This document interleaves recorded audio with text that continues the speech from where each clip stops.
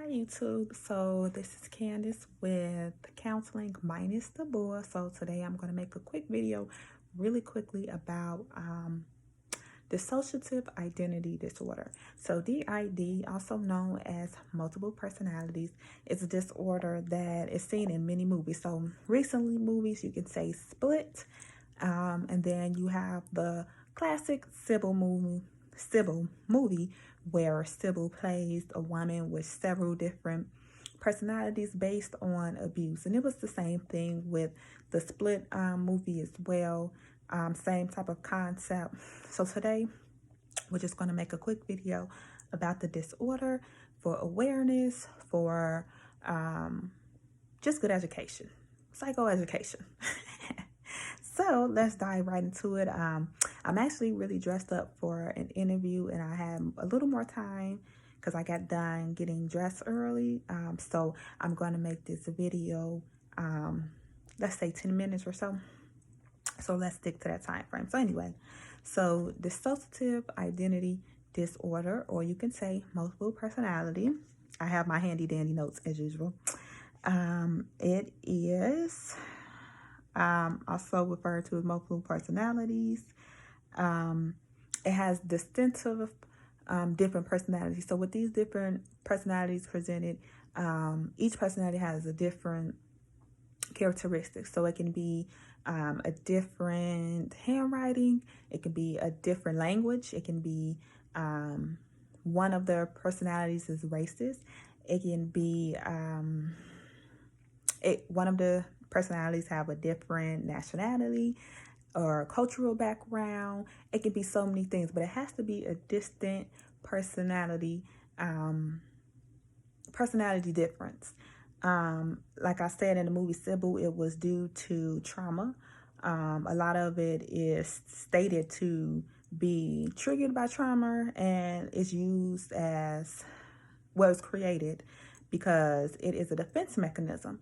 And if you know anything about defense mechanisms, they are used to protect you, to kind of, I want to say, depersonalize you from what's going on from your situation, whereas another personality steps in and handles the situation for you.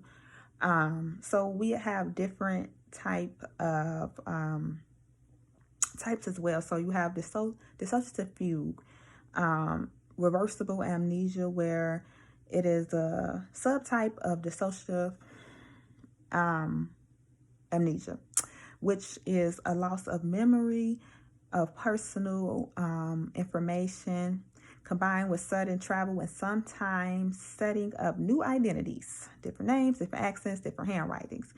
The memory is lost and it can last for hours, days, weeks, months, or longer. It involves wandering or unplanned travel. It is also the individual is unsure about their past. Confusion of their identity is present. And then you feel confronted if challenged about an identity. So if someone else made you aware that it was another personality that was present, you were really feeling standoffish about it. You may not even recognize these personalities are said to not even know about each other. Now, in some cases, it's different, whereas they are aware, or they're saying, let's say in the movies where they're saying, oh, this such and such is asleep now, I'm here now. So we've seen that both in the Split and the Sybil movies.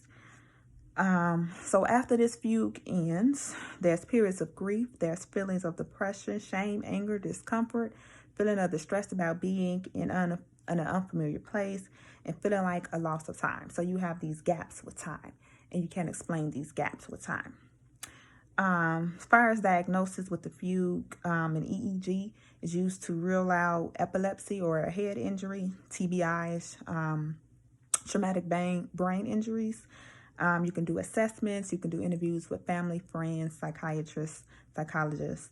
Some of the treatments that's involved is recovering your memories and developing coping skills. So once you are able to realize this trauma that has took place in your life, and it may be painful memories for you. So learning how to deal with your stress, with your trauma, processing it, owning it, and empowerment. Coming up with coping skills, coming to terms with original trauma. That's just something we said with that trigger episode. So knowing your triggers, identifying them. You can do family therapy, art, hypnosis, meds for depression and or anxiety. You can have psychotherapy as one of the treatments. Desensitization and reprocessing. So when I say desensitization, let's just go back. So you know how we're watching the news and you're watching all of these crimes, you're watching all of these deaths.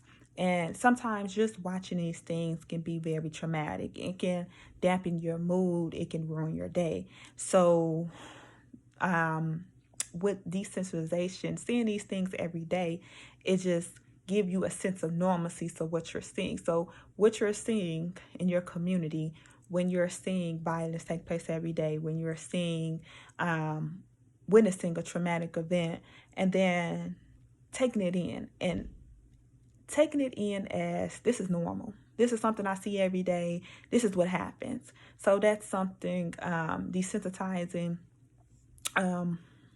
what you see. It's kind of what I mean in this aspect. Like I said, reprocesses. So just processing what you've been through and reprocessing coping skills, learning to process these memories, these triggers, this trauma that you've been through. So we did actually one of the 4 types of DID. So like I said, I already mentioned, if you have any more questions, movies like Sybil, movies like Split, movies like, I believe, Lila and Eve is great movies to be able to understand this disorder. It's a disorder that, like I said, is brought upon usually by trauma, used as a defense mechanism, which, like I stated, which is something that you do to protect yourself when going through these traumatic times or situations or witnessing. And then these personalities are very different from one another. So you might have you might have a child personality where you might be 8 years old where the trauma actually occurred, and then the different stages, different ages ever since. You might have that one main person, your adult self, or an adult person who steps in to protect you, to handle the situation, to process it. And then the personalities may or may not know about each other, depending on the case. Now, a lot of people have been saying that the movie Sybil is not a true movie. And then I've also heard it is. Upon my research, I did see that it is not a true movie. To believe it or not, I thought so long that it actually was, that when I did my research and found out it's a fictional movie, that it actually disappointed me. A lot of people believe that this disorder is controversial, meaning, is it really a disorder? Are you making it up? Are these people experiencing these symptoms, really experiencing these symptoms, or is it more about an attention thing? For me, in my opinion, I do believe that it is a DSM-5 classified disorder. So I do believe that it's definitely possible. It's one of the disorders that very much intrigues me. So yeah, I figured to do a nice video about it. I really made this video short and sweet and to the point. Feel free to please like, subscribe, ask questions if you want me to go in depth. If you want me to do a review about Sybil or Split or the other movie I mentioned, we can do that too, just to really put this in perspective and put this in your head. And we've reached the 10-minute mark, and that is where I'm going to stop. So, see you next video. Thanks for being on this journey of love, healing, and growth. Wish me well on this first interview past my graduation. And I'll see you next time.